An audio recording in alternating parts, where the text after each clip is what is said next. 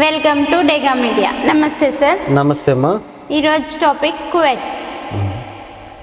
Sir, జనాలు కువైట్కి ఎందుకు వెళ్తున్నారు? రైట్. సో జనాలు కువైట్కి, దుబాయ్కి అంటే వేరే ప్రాంతాలకు ఎందుకు వెళ్తున్నారు అంటే కనుక ఒకటి వచ్చేసి మన దగ్గర ఉన్నటువంటి ఒక దరిద్రం వల్ల వేరే దేశంలో ఏదో డబ్బులు సంపాదించవచ్చు అన్నటువంటి ఒక ఆశతోటి వేరే దేశాలకు వెళ్ళడం జరుగుతూ ఉంటుంది. సో చాలామంది ఏంటయ్యా అంటే కనుక డబ్బుకు ఫస్ట్ మెయిన్ అంటే ఇక్కడ సర్వైవల్కి ఇబ్బందిగా ఉంది, తన ఫ్యామిలీ పరిస్థితి బాగలేదు. సో వేరే దేశాలకు పోతే కనుక డబ్బు కొంచెం సంపాదించుకొని వచ్చి ఇక్కడ సెటిల్ అవ్వచ్చు అన్నటువంటి ఒక భావనతోటి, అంటే ఆల్రెడీ వేరే వాళ్ళు పోయి ఇచ్చింటారు, సో దానికి అట్రాక్ట్ అయిపోయి నేను పోయి సంపాదించుకోవచ్చు అన్నటువంటి వాళ్ళే ఎక్కువ కూలీ నాలి చేసుకునేటోళ్ళే ఇప్పుడు అక్కడికి వెళ్తూ ఉంటారు. సార్, దీనికి విలేజ్ పీపులే ఎక్కువగా ఎందుకు అట్రాక్ట్ అవుతున్నారు? రైట్. సో విలేజ్ పీపులే ఎందుకు అట్రాక్ట్ అవుతున్నారు అంటే కనుక కొంతమంది మధ్యలో ఏజెంట్లు, అంటే మీడియేషన్ అన్నది ఒకటి ఉంటుంది. ఈ మీడియేషన్ వల్ల వీళ్ళకి డబ్బు ఆశ చూపించి పలానా చాలామందిని పంపించినాము, అక్కడ ఏమీ ప్రాబ్లం లేదు, ఇప్పుడు మీరున్నటువంటి ఒక దరిద్రమైన స్థితిలో ఉన్నారు, డైరెక్ట్గానే చెప్తారు వాళ్ళు, మీరున్నటువంటి దరిద్రమైన స్థితిలో ఉన్నారు, అక్కడికి పోయి చాలా సంపాదించుకోవచ్చు, అక్కడ ఎవరు మిమ్మల్ని ఏమనదు, ఇక్కడ కొంచెం చేసుకునే పని అదే పని అక్కడ చేస్తే కనుక ఎక్కువ డబ్బులు వస్తాయి అని మభ్యపెట్టి చాలామంది ఏజెంట్లు ఎవ్వరు అంటే ఇక్కడ వాళ్ళకి సపోర్ట్ లేదు అని ఎవరైతే అనుకుంటున్నారో వాళ్ళనే టార్గెట్ చేసి అక్కడికి తీసుకొని వెళ్తారు. అక్కడికి తీసుకొని వెళ్ళిన తర్వాత అక్కడ ఏం జరిగేది, అక్కడికి పోయిన వాళ్ళ చాలామంది మాటలలో ఎన్నో మనము వింటూ ఉన్నాము. అక్కడికి వెళ్ళాక వాళ్ళ పరిస్థితి ఏముంటుంది సార్? అక్కడికి వెళ్ళాక రెండు రకాల పరిస్థితులు ఉంటాయి. కొంతమంది వచ్చేసి వీళ్ళకి మంచిగానే చూసుకుంటారు, మరి కొంతమంది ఎలా ఉంటారంటే చాలా దారుణంగా ఉంటారు, దారుణాతి దారుణంగా. అంటే మనము చెప్పలేము. పోయేటప్పుడు వచ్చేసి 12 గంటల పని అనే చెప్పేసి వెళ్తారు, అక్కడికి వెళ్ళిన తర్వాత మ్యాక్సిమం 12 నుంచి 16 గంటలు 18 గంటల పని కూడా చేయిస్తూ ఉంటారు.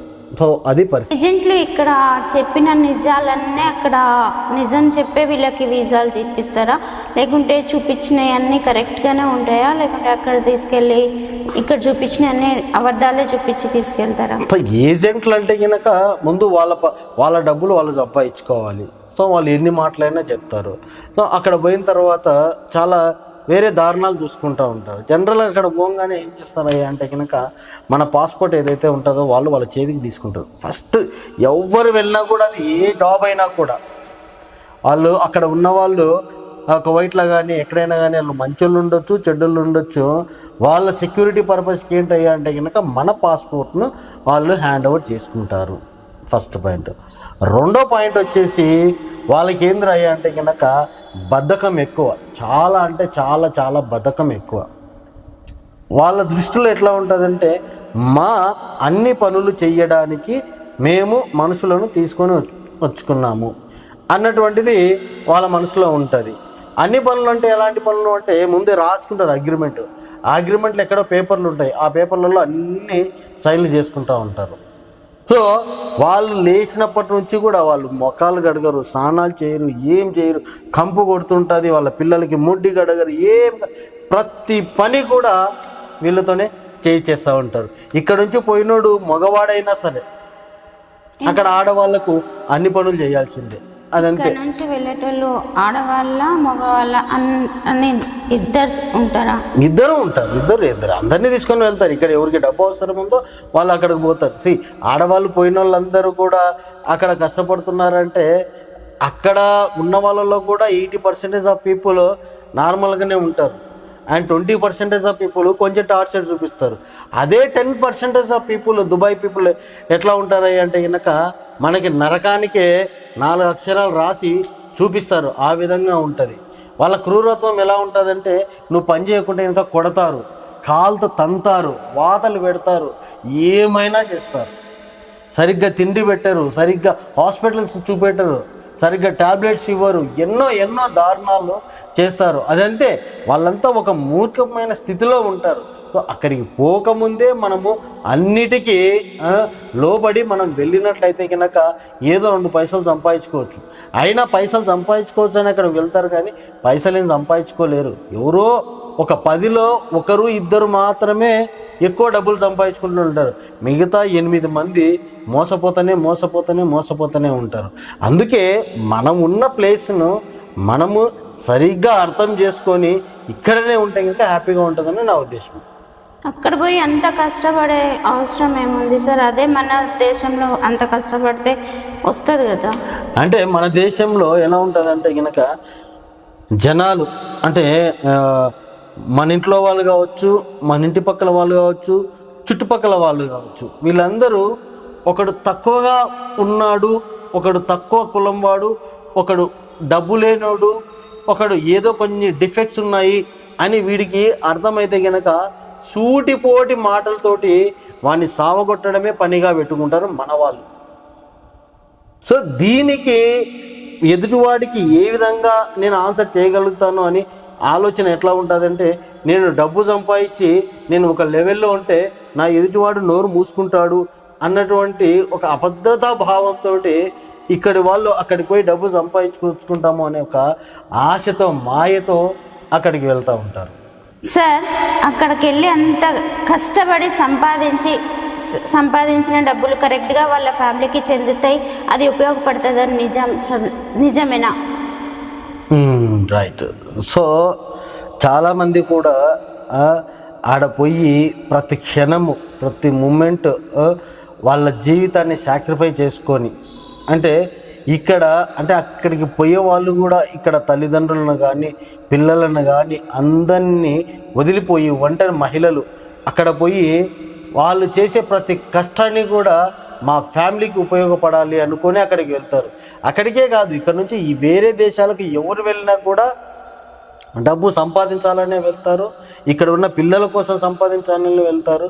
వెళ్ళిన తర్వాత వాళ్ళు చేసిన పనికి దుబాయ్లో చాలా గుర్తుపెట్టుకోవాలి, వెళ్ళిన తర్వాత అక్కడ వీళ్ళకి ఒక 10 లక్షల డబ్బు వస్తుంది అంటే కనుక వాళ్ళు ఏవోవో ఆ రీజన్లు ఈ రీజన్లు తిక్క రీజన్లు చెప్పేసి ఒక 80 నుంచి 50% వరకు మాత్రమే మళ్ళీ వాళ్ళు మనకి ఇవ్వడం జరుగుతూ ఉంటుంది.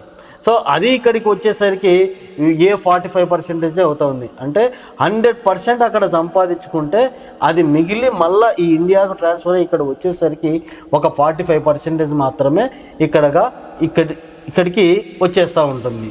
సో అది మొత్తం రాదు, అంత గ్యాంబ్లింగే. అంత గ్యాంబ్లింగ్ అంటే కనుక ఒకరు దుబాయ్ వెళ్ళి ఇక్కడ ఫ్యామిలీకి నేను సపోర్ట్ చేయాలనుకున్నారు అంటే కనుక ఆ దుబాయ్కి వెళ్ళే వ్యక్తి ఇంకా నా జీవితంలో నేను చనిపోయినాను, బ్రతికి ఉన్న వేస్ట్ అని అనుకుంటేనే అక్కడికి వెళ్ళి పనులు చేయాలి. అదర్వైజ్ వెళ్ళవలసినటువంటి అవసరమే లేదు, అంత బాధలు పడవలసినటువంటి అవసరం అంతకన్నా లేదు. సార్ అక్కడ వెళ్ళిన వాళ్ళకి అక్కడ నుంచి రిటర్న్ రావడానికి ఏమీ సౌకర్యాలు ఉండవట కదా, అది నిజమేనా సార్? అది నిజమేనా అంటే ఈ సౌకర్యాల విషయంలో డిపెండ్స్. కొంతమంది పోయి ఇరుక్కపోతూ ఉంటారు జనరల్గా, అదే ముందే చెప్పాను కదా, అదే వాళ్ళ పాస్పోర్ట్లు అన్నది వాళ్ళు తీసేసుకున్న తర్వాత వీడు బాగా పనిచేస్తుంటే వీడిని ఇంకా ఎక్స్టెండ్ చేయాలని ఉంటుంది వాళ్ళకి. వాళ్ళ సమయానికి వేరే వాళ్ళు దొరకనప్పుడు ఆటోమేటిక్గా వీళ్ళని ఇంకా అంటే వాళ్ళు చెప్పినట్టు వింటే బాగానే ఉంటుంది, వాళ్ళు చెప్పినట్టు వినకపోయినారనుకోండి హింసిస్తూ ఉంటారు. చాలామంది కొంతమంది ఏం చేస్తారంటే కనుక వీళ్ళ పాస్పోర్ట్ను వీళ్ళ కళ్ళెదుటే చింపేసి అండ్ కాల్చి పారేస్తాడు. అక్కడ పోయి నువ్వు ఎవరికి కంప్లైంట్ చేయలేవు, నీకు లాంగ్వేజ్ రాదు, అక్కడెక్కడ తిరగనియరు.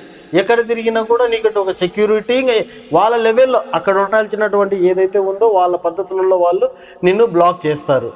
అక్కడికి పోయినా కూడా ఇక్కడ నుంచి వెళ్ళేది ఒక ఎత్తు అయితే అక్కడి నుంచి నేను ఇండియాకు వెళ్ళాలి అని ఆలోచన వచ్చినప్పటి నుంచి నువ్వు ఇండియాలో ఇంట్లోకి వచ్చేంత వరకు కూడా అది నిజంగానే కాదు, అది నిజంలో ఒక మాయలో ఒకటి ఉంటుంది అంతే.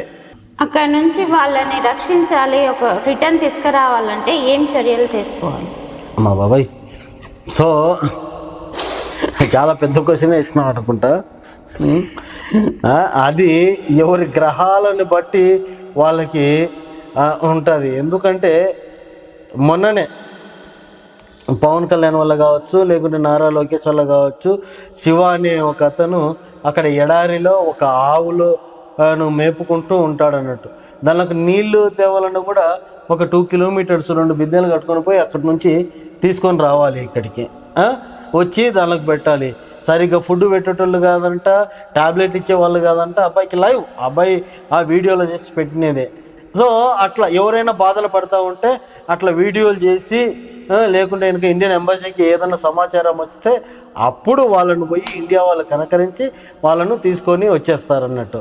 అది మొత్తము హాని గ్రహ బలం మీద ఆధారపడి ఉంటుంది అంతే. అది ఇప్పుడు వాడు 1000 మందిలో ఆ శివ అనేవాడు ఒకడు పెట్టినాడు, వాడే బయటకు వచ్చినాడు.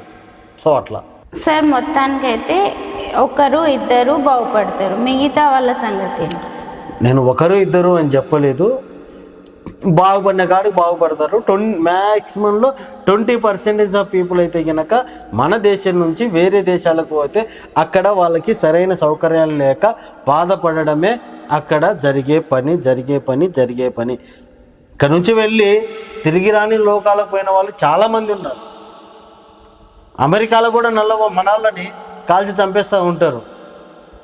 అదంతే, ఎవరేం చేయలేరు. అంతే. మీరు అనేది బయటికి వెళ్ళడానికి ఫస్ట్ మనం ఆలోచించుకోవాలి. వెళ్ళకూడదు, నన్ను అడిగితే వెళ్ళకూడదు. ఇక్కడే ఉన్న చావో రేవో తల్లిదండ్రుల దగ్గరనే ఉండాలి అంతే. Okay sir. ఇండియాను వదిలి వెళ్ళిపోవడం నాకు నచ్చదు. ఎవరు కూడా వెళ్ళొద్దనే నేను కోరుకుంటా. ఓకే సార్, చాలా మంచి వివరించారు. బయటికి వెళ్ళాలంటే ఆలోచించి నిర్ణయాలు తీసుకోవాలి. నమస్తే సార్. నమస్తే.